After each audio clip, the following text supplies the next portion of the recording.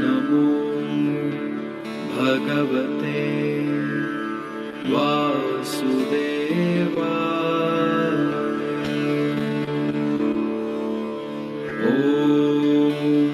नमो भगवते वासुदेवाय।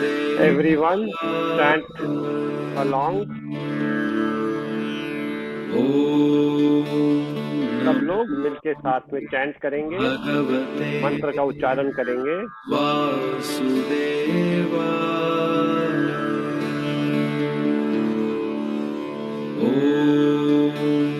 नमो भगवते वासुदेवाय।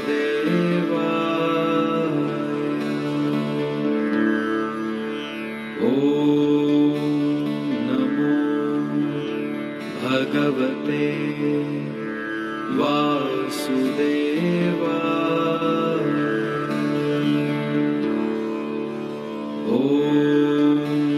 नमो भगवते वासुदेवाय।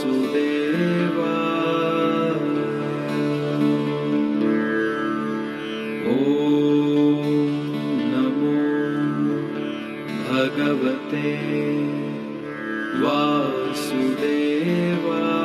नमो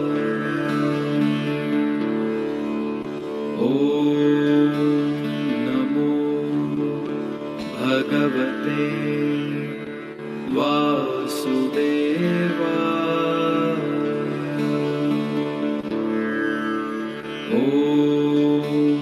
नमो भगवते वासुदेवाय।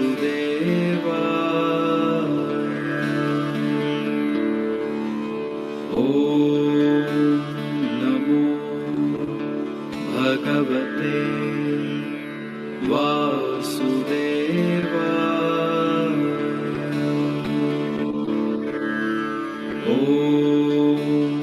नमो भगवते वासुदेवाय।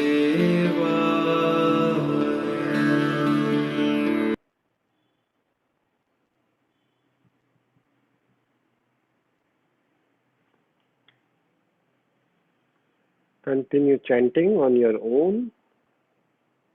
Om Namo Bhagavate Vasudevaya.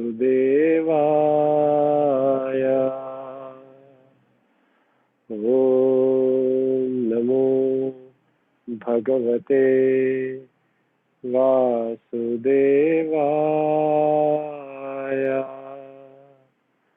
Om Namo Bhagavate Vasudevaya.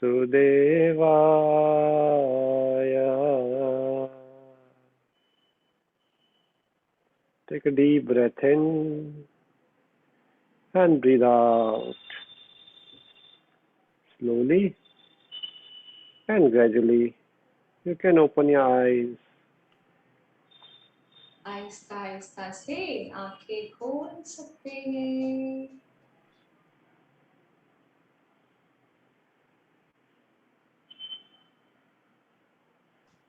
तो स्वागत है आप सबका आज के दिन में, जो कि है 5वें अध्याय का दिन।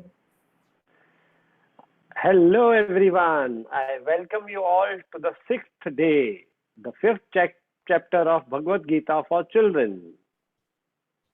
Today we will be listening a story from the Indian history. He is a very renowned saint of India, Adi Shankaracharya. आज जिनकी हम कहानी सुनने जा रहे हैं, करीबन 1000 साल पहले इस पृथ्वी पे उन्होंने जन्म लिया था और भारतवर्ष में घूम के पैदल उन्होंने धर्म की स्थापना की थी, जिनका नाम है आदि Shankaracharya ji. And he walked all around the country to establish the dharma. So let's all listen to this story very carefully.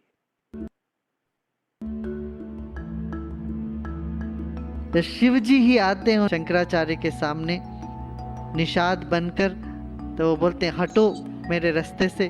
तो वो पूछता है निषाद क्या हटेगा, शरीर या आत्मा?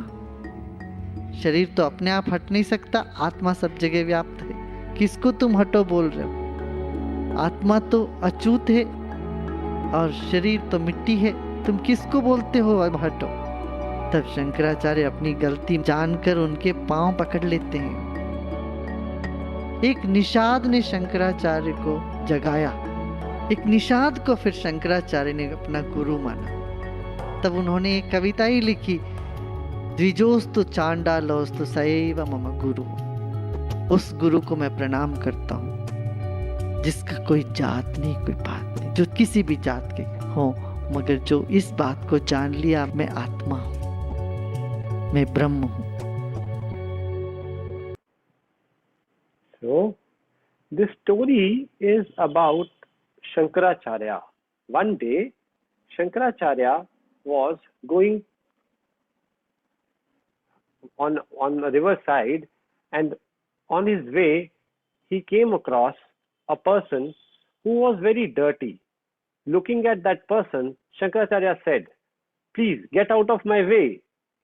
And that person very calmly said, "Who are you asking to leave? Get aside, the body or the soul? The body is just a mud, so I can't move it away. And the soul, which is everywhere, it can't be moved." By listening to this, Shankaracharya got surprised and he felt ashamed, and he then bowed down to the person and asked him, and with folded hands he said, "I am pleased to have this knowledge from you." The moral of the story is, you should not see people how they look, what they wear. You should actually value everyone equally.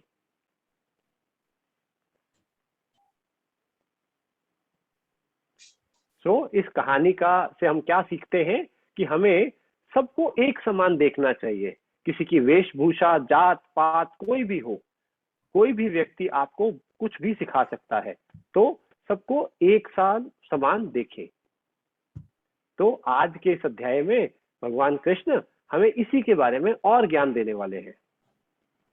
This how to see the things equally and how to live a happy life. So let's start chapter 5। तो 5वें अध्याय का शुरू करते हैं। Also, we have a very special person today with us. Her name is Garima and she is 8 years old, and she is getting trained to recite Gita shlokas. So we have invited specially for today's session so that she can chant for us today's shloka.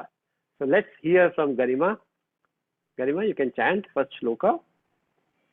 Arjuna uvacha sannyasam karmanam krishna punaryogaincha shamusasi yachreya etayorekan tanme bruhi sunishchitam. Shri Arjuna said, "O Krishna, you have praised karma sannyasa, the path of renunciation of actions, and you also advised to do karma yoga, work with devotion. Please tell me decisively which of the one is more beneficial." तो यहाँ पे अर्जुन बड़े confuse हो जाते हैं, क्योंकि कृष्ण का तो काम ही है कंफ्यूज करना। तो अर्जुन बोले श्री भगवान से, पहले आप कहते हैं कर्म संन्यास सही है, फिर कहते हैं कि कर्म योग करना चाहिए। आप कृपया करके मुझे एक रास्ता बताइए जो सबसे उत्तम है। गरिमा। श्री भगवानुवाच संन्यासः कर्मयोगश्च निःश्रेयस करावुभौ तयोस्तु कर्म संन्यासात् कर्मयोगो विशिष्यते. The blessed Lord said, renunciation and yoga of action both lead to the highest bliss. But out of the two, yoga of action is superior to the renunciation of action.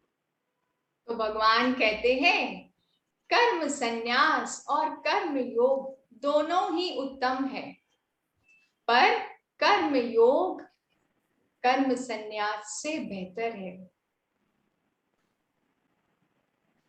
Karima? संन्यास संख्योगो पृथक् बाला प्रवदन्ति न पंडिताः. एकमप्यास्थितः सम्यक् उभयोर्विन्दते फलम्. Only the ignorant speak of Sankhya and Karma Yoga as different.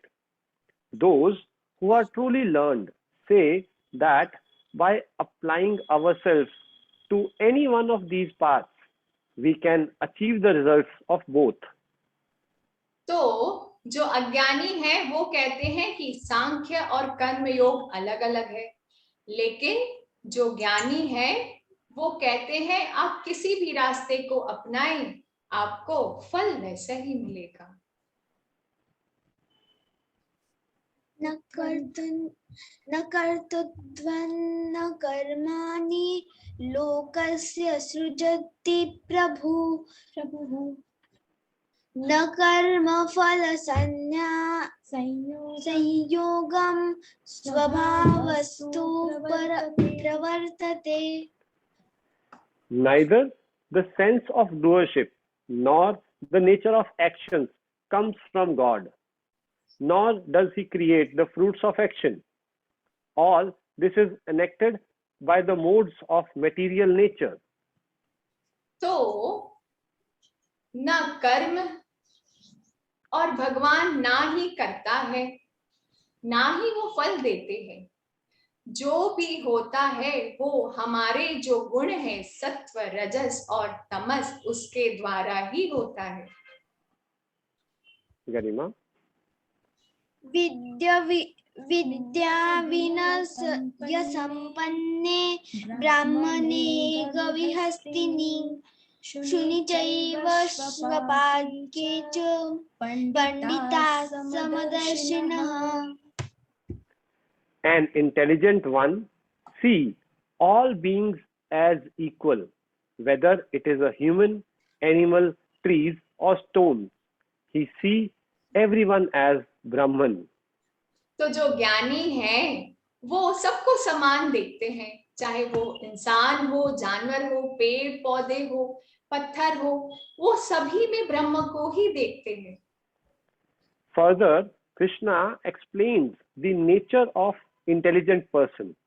Garima? आगे कृष्ण और बताते हैं कि ज्ञानी का स्वभाव कैसा होता है. ये ही संस्पर्शजा भोगा दुःखयोनय एव ते अत्यन्तवित्तं कौन्तेय न तेषु रमते बुधः. The enjoyments that are born of contacts are only generators of pain, for they have a beginning and an end. So, O son of Kunti, the wise do not rejoice in them. भगवान कहते हैं कि जो भी इंद्रियों के द्वारा सुख मिलता है वो अंत में दुख ही देता है. हे कौन्तेय, कौंती पुत्र, जो बुद्धिमान है वो इसमें अटकता नहीं है, रमता नहीं है. इस पे एक कहानी हो जाए सावन भैया, क्या कहते हैं? Yes. कहानी So, और हमारी हर रोज की बात है. क्या होता ये है? तो हम करते ही हैं. हाँ. See, you remember when you go to a marriage party and you are close to the dessert counter, what happens? You have one gulab jamun, and that gulab jamun is very tasty, very, very soft. You eat one, and then you take one more, and then you say, okay, this is the last one. So you have that. And as you move forward, you get halwa stall, and that halwa is so yummy with lots of dry fruits on it. You say, okay, only one day I can eat a little bit more. So you take one bowl of halwa also. And as you move forward, it comes the turn of ice cream stall. How can you resist ice cream? Because we all scream for ice cream. Yeah. So then you have one ice cream. And by the time you go home, you sleep, and then you wake up, what happens next day? I have a stomach pain. I can't go to school today. Yes, happens. Yes, everyone. Yeah, that is what Krishna is saying. Yeah, the pleasure that is born from senses, like too much of watching TV, like we are now bound to have this session also on the laptop or mobile, lockdown. Huh? So it's too much stress on the eyes. Many of you have gotten another two eyes over your normal eyes. Yeah.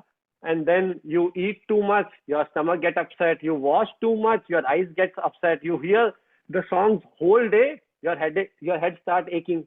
Yeah. So that is what Krishna is saying.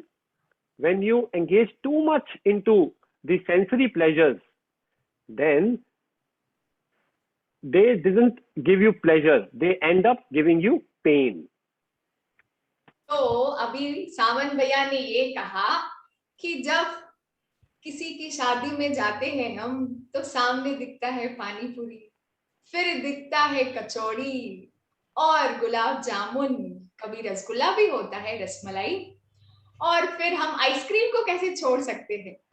ये सब खा P के ठूस ठूस के पेट में अगले दिन, जब उसी दिन रात की बात करो, पहले तो नींद ही नहीं आती है, अगले दिन जब सुबह को उठते हैं, मम्मा आज तो मुझसे स्कूल नहीं होगा, मुझको माफ कर दो।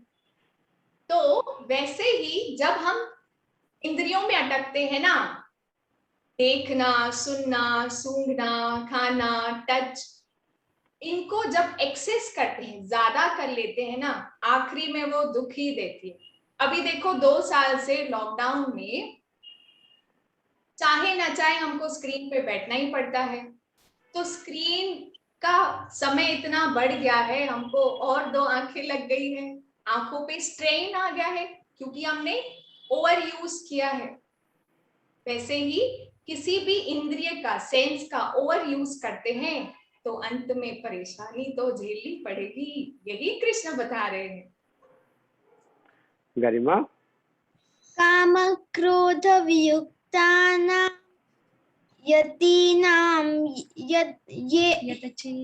यतचेतसाम् अभितो ब्रह्मणि निर्वाणं वर्तते विदितात्मनाम्।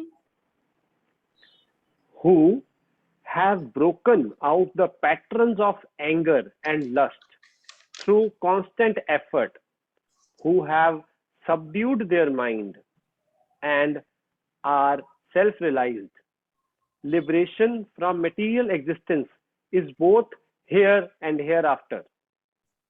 तो कहते हैं वो जिसने गुस्से का और काम का, इच्छाओं का निरंतर अभ्यास से जो पैटर्न है उसका, हमेशा का, उसको तोड़ा है और अपने मन को नियंत्रित किया है, जो आत्मसिद्ध है वही अभी और आगे भी मुक्त है।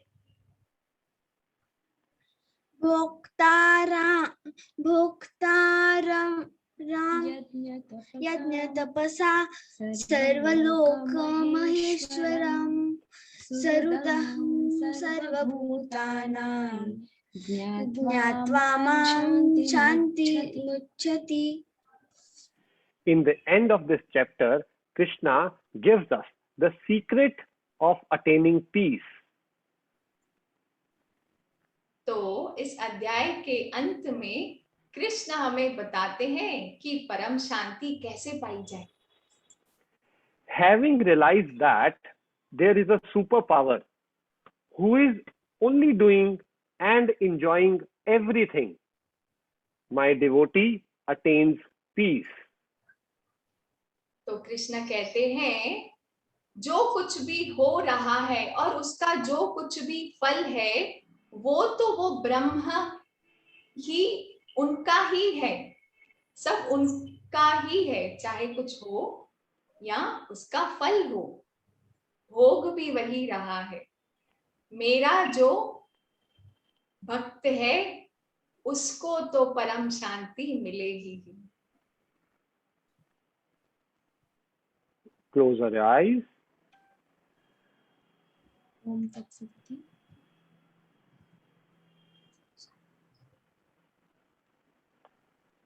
Just contemplate on this.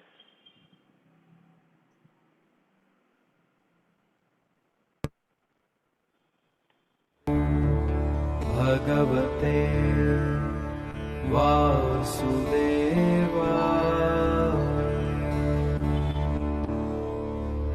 ॐ नमो भगवते वासुदेवाय।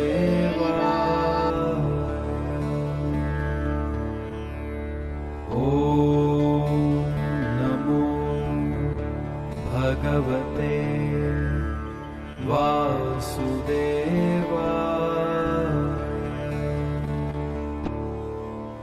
ॐ नमो भगवते वासुदेवाय।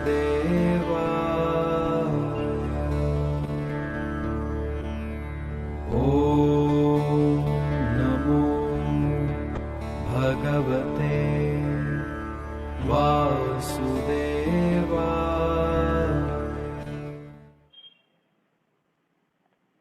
Take a deep breath in and breathe out. Slowly and gradually, you can open your eyes. Good. So, I have shared a link in the group for knowing your interest. If we are planning to see, कल मिलते हैं।